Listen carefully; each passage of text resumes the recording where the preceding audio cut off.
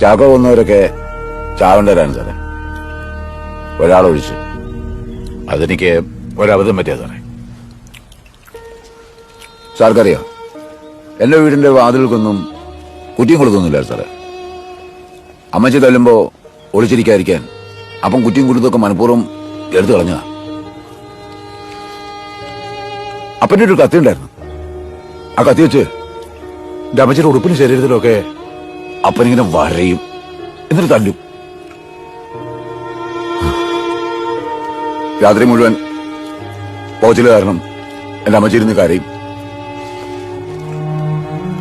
ഒരു ദിവസം അമ്മച്ചി എന്നോട് സഹായം ചോദിച്ചു. അന്ന് രാത്രി ആ കത്തിയെടുത്ത് ഉറങ്ങിക്കിടക്കണ അപ്പന്റെ നെഞ്ചത്തെ ഞാൻ കുത്തി. ഒറ്റ കുത്തിനെത്തും. പിന്നെ ഇറങ്ങി ഓടി. ഓട്ടത്തിനിടയില് എവിടെയൊക്കെ അമ്മച്ചിമാരെ ആരൊക്കെ ദ്രോഹിക്കുന്നുണ്ടോ അവിടെയൊക്കെ ഞാൻ കുത്തി. അതപ്പനായാലും മോനായാലും.